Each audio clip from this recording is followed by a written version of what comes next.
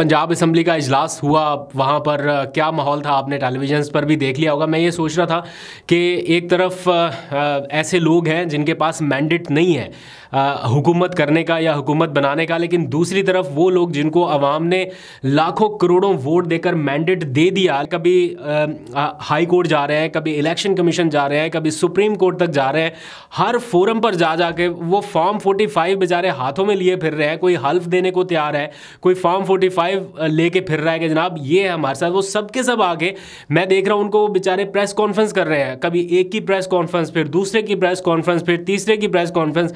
हर press conference में यही उनका एक दुखड़ा है जिसे कोई सुनने के लिए इस वक्त तैयार नहीं है कि जनाब हमारे पास मैंडेट है। असल मैं ये अंडरस्टैंड करने की कोशिश कर रहा हूँ कि अगर इसी तरह लोगों के साथ हो सकता है जिस तरह से हो रहा है, तो इनके पास कौन सा प्लेटफॉर्म बचता है। कहने को तो सारे ही हैं, इस्लामाबाद हाई कोर्ट है, इलेक्शन कमीशन है, सुप्रीम कोर्ट है, लेकिन कोई एक प्लेटफॉर्म जहां से फौरी इंसाफ इन लोगों को मिल सके, या जिनको ये अश्योरिटी है कि अवाम ने मैंडेट इनको दिया, या उनके पास फॉर्म 45 की शक्ल में 100% ओरिजिनल सबूत मौजूद है। तो जब वो ये देख रहे हैं कि उनको इंसाफ मिल ही नहीं रहा, कोई उनको सुनने के लिए तैयार नहीं है, और वो प्रेस क्लबों में जा के प्रेस कॉन्फ्रेंस कर रहे हैं, हमारे सामने सहाफ़ियों के सामने अपना दुखड़ा रो रहे हैं, तो बड़ी एक अजीबोगरीब सी सूरत हाल है कि मतलब उनकी दाद रसी का एट द मोमेंट ऐसा लग रहा है कि कोई प्लेटफॉर्म नहीं है। कहने को है लेकिन वहां पे सुनवाई उस तरह से नहीं हो रही। वो कह रहे हैं कि आप एक बार हमें सुने तो सही कि हम कहना क्या चाह रहे हैं, हमें तो बोलने भी नहीं दिया जा रहा। उनका असल दुख ये भी है कि एक तो हमारे साथ ज्यादती हुई, फिर हमें सुना नहीं जा रहा और हमें बोलने भी नहीं दिया जा रहा। वो कह रहे हैं एक बार सुने तो सही, अगर हम गलत हुए या गलत साबित हो गए तो हमें जेल भेज दें।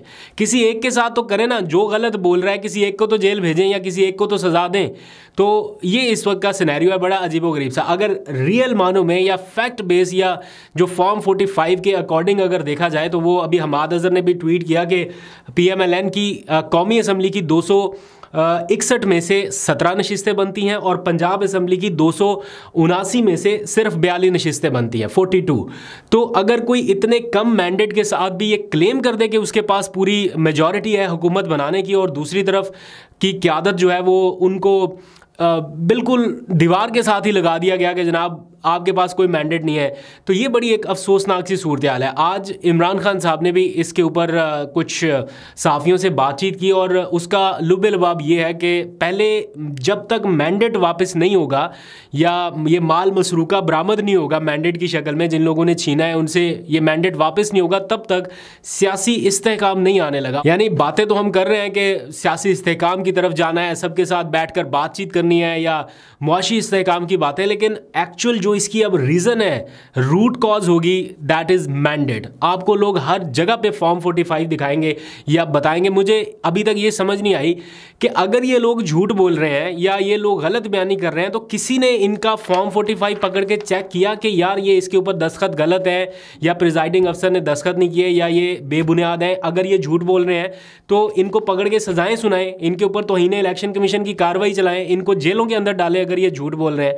और जो सच्चे हैं, किसी एक ने तो फॉर्म 45 ला के प्रेस कॉन्फ्रेंस की होती कि जनाब ये मैं जीता हुआ हूँ, ये मेरे पास फॉर्म 45 है, आप किस बुनियाद पे क्लेम कर रहे हैं। कोई एक तो आता, कोई एक ही प्रेस कॉन्फ्रेंस कर देता कि हमारे पास मैंडेट है और ये उसका सबूत है। वो मैं एक ट्वीट पढ़ रहा था, किसी ने की, बड़ी ज़बरदस्त उन्होंने लाइन लिखी कि जिस मुल्क में सलमान अकरम राजा जैसे शख्स को इंसाफ नहीं मिलना और उसके बदले में ओन चौधरी जैसे शख्स को आपने कामयाबी का सर्टिफिकेट थमा के रख दिया कि जनाब ओन चौधरी को लोगों ने चुना है, सलमान अकरम राजा को मुस्तरद कर दिया, तो वहाँ पर क्या माहौल होगा, मतलब वहाँ पर नौजवानों का मुस्तकबिल क्या होगा।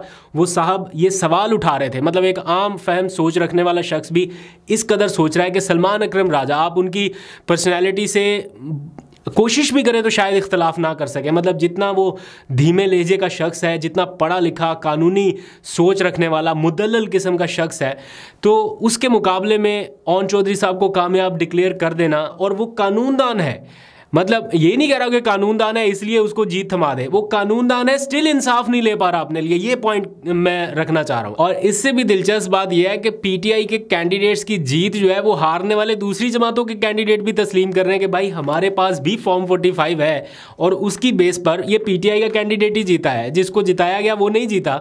आज TLP और PTI के उम्मीदवारों ने इकट्ठे बैठ के प्रेस कॉन्फ्रेंस की, और TLP का उम्मीदवार बता रहा है कि हमारे पास जो नताइज हैं उनके मुताबिक भी पीटीआई की कैंडिडेट जीती है, लेकिन इसे हरा दिया गया।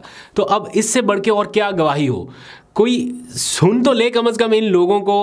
आज चीफ जस्टिस साहब की अदालत तक तो चला गया मामला, सुप्रीम कोर्ट में ये केस चैलेंज कर दिया गया शेर अफजल मरवत की तरफ से, उन्होंने इंतखाबी नताइज को चैलेंज कर दिया। आई विश के चीफ जस्टिस साहब को जुडिशल कमीशन बनाएं, या कम से कम इनको बुला के इनकी दादरसी कर लें। वो 17 लोग जो बल्ले का निशान छिन जाने का बाइस बने, पीटीआई के जो बानी मेंबरान समझे जाते थे, उनको तो बुलाकर एक लाइन में लगाकर सुन लिया गया। उनमें से किसी एक ने इलेक्शन लड़ा? किसी एक का कोई बुनियादी हक मुतासिर हो रहा था जो बल्ला छीन लिया गया? किसी एक ने भी आके इलेक्शन नहीं लड़ा, या किसी ने भी कैंपेन नहीं की। वो आराम से बैठे हुए हैं, सुकून से बैठे हुए हैं। भुगतना पड़ा पूरी जमात को, पूरे उनके लोगों को, आगे पूरे सिस्टम को, ये जो कुछ इस वक्त क्योस हो रहा है। बट स्टिल वो अदालत का फैसला था, उसका एहतराम है। लेकिन उसी तरह इन लोगों को भी बुलाकर पूछ लें, ये भी आपके आर्टिकल 184(3) के दायरे के अंदर आते हैं। इनको भी बुला लें अदालत में, और इनको भी अपने सामने उसी तरह से खड़ा करके पूछे कि इनके कौन से जो हकूक़ हैं वो मुतासिर हुए। वो शौकत बसरा ने आज प्रेस कॉन्फ्रेंस की, वो कह रहा है कि बोलने की इजाज़त तक नहीं मिल सकी। मैं कुरान पाक साथ लेके गया था, मैं हलफ देना चाहता था, लेकिन बोलने का मौका नहीं मिल सका। तो ये इस वक्त की सिचुएशन है।